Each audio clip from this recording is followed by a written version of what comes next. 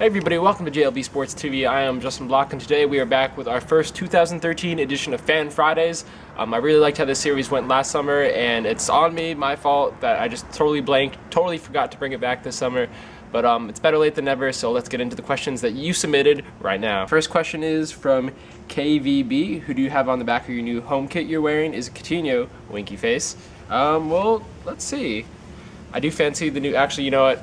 I'm going to keep it real for a second. I really don't like any of the kits that Warrior have done with Liverpool. But after I saw the Newcastle and Fulham matches, I was like, man, this Coutinho kid is just on a next fucking level. He was doing things that I haven't seen any Liverpool player do. So I caved in and I bought a new Coutinho kit. Our lovely, lovely number 10. On to the next question. We had this conversation on Twitter, but will you elaborate on why you think Google/YouTube is hurting content creators like yourself? Well, I'm sure other content creators on YouTube could probably talk your head off on this issue, but in my experience, let me just give you what I've seen in layman's terms. I really don't like the new YouTube UI, what it's become over the past couple years. I think it's much harder for viewers to find the videos that they want to see. For example, the most viewed or top rated tabs on YouTube are gone or basically hidden now, and they get rid of honors. So, for example, in past years, I would get exposure on the front pages of YouTube because my video would be the most viewed for a day in, say, Ireland, or the most viewed for a day in, say, Scotland. Where if people were in those countries and just looking at the most viewed sports videos for the day, I would get viewership from just those honors. It would be easier for people to discover me. That's not the case anymore. Also, I know a lot of you have been having problems with your subscriptions, where sometimes your videos or my videos don't end up in your subscription box, or they for some reason end up in your inbox. So basically, I think YouTube has made it harder for my viewers, at least, and for my subscribers, to access my content. Also, they're killing sort of originality or creativity in my mind. I like the old channel layouts where you could create and customize your own channel, and I do think while the YouTube One channel, or what you go to my front page now and see, I do think that's a clean look. I would really wish for YouTube to sort of bring back options to have customizable channel backgrounds, options, things like that. And my final answer to that question would also be the fact that for so many YouTubers, they're sort of being budgeted out, or not even budgeted out, but screwed out of money. Let's face it, a lot of YouTubers are on here to make money. Although I've basically made nothing off my, I want to say, loose partnership with YouTube, I do know some kids who have basically signed up to be partners with a studio through YouTube, and once they become partners with that studio, they don't really see any of the money that they would be seeing if the studios never existed. So it's a rat race in a lot of regards, and for some content creators, it is harder for them to get their videos out and to make money off of them. The duck in your pool, what's his name? Actually, we don't really have a name for the duck. So if you, the viewers, would like to name the duck in my pool, go ahead and name him. We don't really have a name for the duck. I think I want to name him Coutinho. I don't know. You guys decide what you would like to name our duck. What are your predictions for the upcoming season? I'll save that for, I guess, a season preview. But let's just wait and see who else Liverpool sign this August. But I will say this, if they really fail to sign anybody this August, and there were rumors that maybe today Liverpool would be going after Diego Costa, but if Liverpool fail to sign anybody this August, and basically this entire summer transfer crop of players hinges on the success of Iago Aspas, then I would think that would make this summer a complete fucking failure for Liverpool, and I would be hard-pressed to think that they would finish in the top 6 next season, but let's wait on it. Are you for signing Papadopoulos?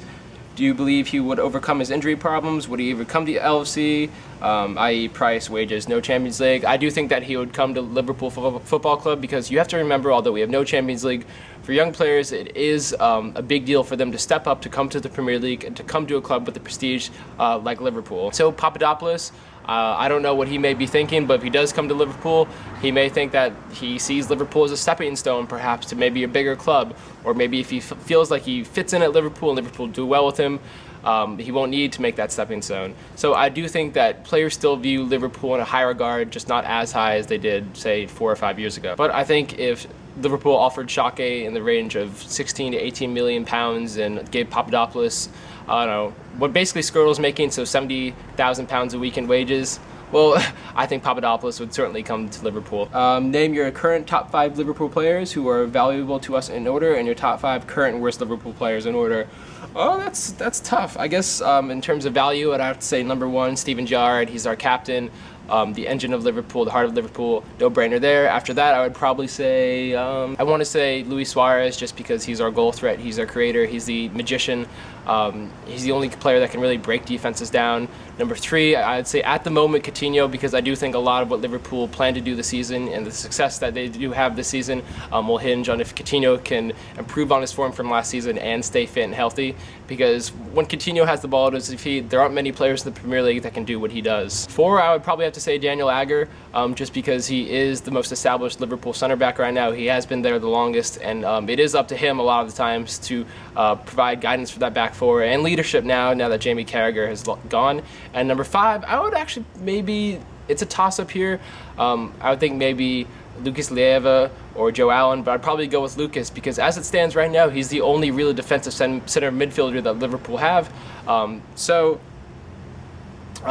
In that sense, he's a valuable player to Liverpool. Top 5 worst players. I don't know. Who sucks on Liverpool? Jay Spearing is pretty bad. I think Jose Enrique isn't that great. This isn't in any particular order. I'm just going to name 5 players that I'm not too fond of that actually get matches. Now, this is hard because, Liverpool's done such a good job the past couple years with clearing out and all the deadwood. Oh, I guess Usama Asaidi is pretty shit. Yeah, and ironically, our most viewed video ever in the history of this channel was the Usama Asaidi signing video. And how could I forget this guy? Sebastian Coates is pure shit after what he did or actually didn't do at Old Smith last year. I'm surprised he hasn't moved on from Liverpool already. Out of all of the players last season to get first team action for Liverpool, Sebastian Coates was by far the most shit of all of them. And again, ironically, our second most viewed video in the history of this channel, Sebastian Coates signing video. So I guess if my videos become popular when a player signs, that's probably an omen that they will be shit at Liverpool. And our last question today is from John. He said, hey, what would you do if you were a 200-foot giant? Have you ever thought about it? Would you destroy a city and make the people worship you? No, I've never thought about being a 200-foot giant, but I can imagine that's what Peter Crouch must think about all day, every day. But I guess if I was a giant, I want to say that I would be peaceful and try to have people do the right thing. But honestly, I'd probably just go Godzilla on every motherfucker around and make people bow down to Justin the Giant. So that's all for today with JLB Sports TV. I'm Justin Block. Hope you enjoyed this edition of Fan Friday. So if you want your questions answered for Fan Friday next week, leave a comment down below. Hit me up on Facebook, YouTube, anywhere you can reach me. Let me know what your questions are. So have a good weekend, guys. I really, really hope we sign Diego Costa. If we don't sign Costa, I think we're totally fucked, dude. And then we'll get a lot of views, and then he'll end up sucking. Yeah, probably. All right, so, I'm on vacation, so I'm just gonna jump in the pool, hang out with the duck. See you later, guys.